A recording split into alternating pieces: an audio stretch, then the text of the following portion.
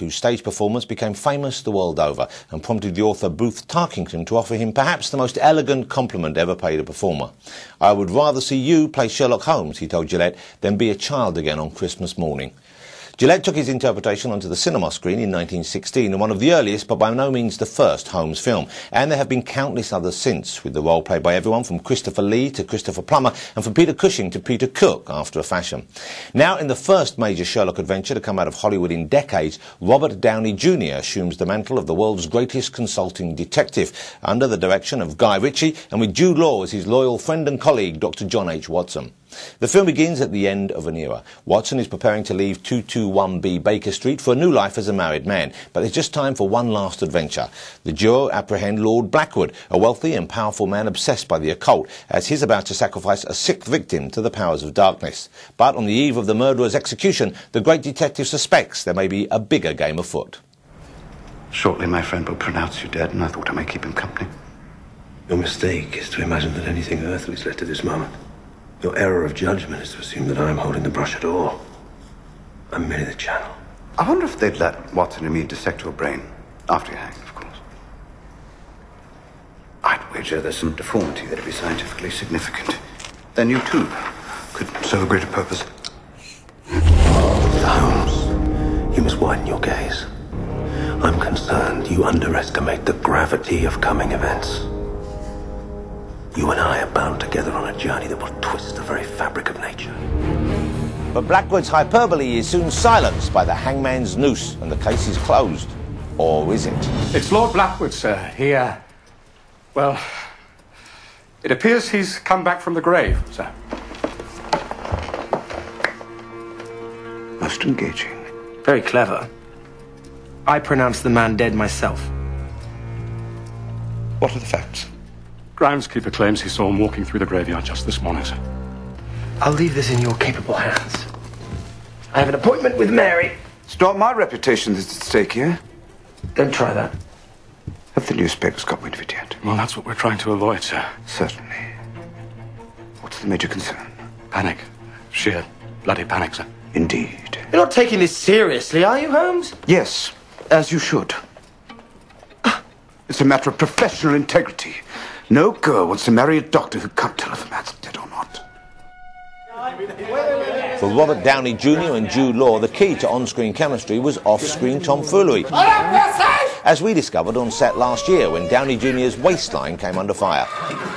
He's got to be skinny. There's no book that ever said he wasn't skinny. Yeah, old Tubbs. I know. Sherlock Tubbs. It's all right. I'll be doing some runway modeling after this. I'm gonna snatch up your contracts, baby. Are you wearing a False nose? No. Tell me that wasn't... That wasn't. Holmes! Where are you going? But did the leading men detect a little of themselves in their characters? I think the fact that these characters are so legendary is because we all share traits with them, to be honest. Robert has a mercurial kind of quality and an energy and about him as a in real life that he's definitely brought to Sherlock, a quizzical need to understand as well. And Jude, I think there's an element to Watson which is a sort of a confidence and a slight exasperation with everything around him. I've been reviewing my notes on our exploits over the last 7 months. Would you like to know my conclusion? I am psychologically disturbed. How so? Why else would I continually be led into situations where you deliberately withhold your plans from me? You never complained about my methods before. I never complain. When do I complain about you practicing the violin at 3 in the morning? Or your mess? Your general lack of hygiene? Or the fact that you steal my clothes? I understand. Do you? But how did Guy Ritchie, the lock, stock and snatch director, ally his love of action with Conan Doyle's Victorian masterpiece of observation and deduction? That takes place organically and rather unconsciously. I mean, you just feel when there is a moment to capitalise and exploit his traits. We took it upon ourselves to be co-creators and try to massage some of these things so it's not like here's where they're on the case and here's where they're doing an action sequence. Run! Just run! One more. You know, it wouldn't be bad. Let him do one. How do you say one more, please, in French? Of course he would play. Whilst they're on the case, Holmes goes somewhere because he thinks, oh no, I have to go there to find this. Oh dear, there's a terribly large man there, and I have to. Oh, will you know? And that leads to the physical aspect, and then that leads on to another clue. And it's never like right fight time. It's like it's obstacles. Obstacles, exactly. Yeah. And then in the books, you know, he refers to those as being apprehended or putting aside several, you know, large villains. And well, in film, you get to see that, and of course, that means you got to get down and dirty in old If London. we just apprehended him, we'd had a 30-day shoot. But you would probably not be sitting here now. First, distract target. Then block his blind jab. Counter with cross to left cheek. Discombobulate. Dazed, will attempt wild haymaker. Weaken right jaw. Now fracture. Break cracked ribs. Heel kick to diaphragm. In summary, ears ringing, jaw fractured, 3 ribs cracked, 4 broken, diaphragm hemorrhaging. Physical recovery 6 weeks. Full psychological recovery 6 months. Back with the plot, and it's thickening nicely. Blackwood's risen from the dead and he's coming after Holmes and Watson. And worse, he's managed to rope Irene Adler, the only woman ever to outsmart the great detective, into his evil machinations. Give us a leg up, old boy. These German locks always give you trouble.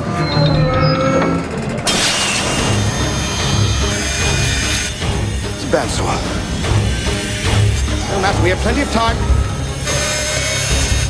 Holmes.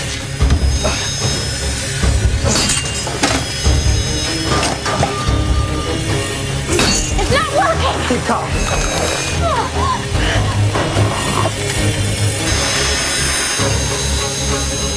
Holmes, hurry up.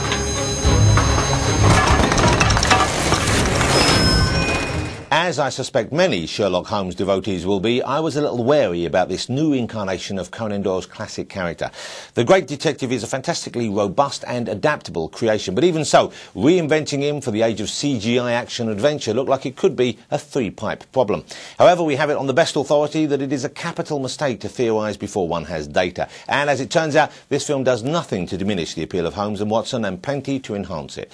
Most obviously, Robert Downey Jr. is immediately and completely likeable and credible as the brilliant but troubled title character. It's an inspired piece of casting, not simply because he's a very talented actor, but also because he appears to be an intelligent and inquisitive spirit, so that, as with Holmes himself, the prospect of boredom might loom large. Alongside him, Jude Law is a confident, ultra-dependable Watson. Kelly Riley and Rachel McAdams both acquit themselves very capably as the main female characters, and Mark Strong makes a splendidly menacing villain. And even if Guy Ritchie's direction isn't especially imaginative, the film is consistently enjoyable to watch and hear. The excellent cinematography creates a kind of comic book version of Victorian London that's dangerous and thrilling, while Hans Zimmer's score, with more than a nod to Ennio Morricone's 70s vintage, complements the action very effectively. So it wouldn't surprise me at all if this well-executed romp proves to be the first in a new Holmes franchise. It's very exciting and immensely entertaining, which leads me to conclude that the game is most definitely afoot.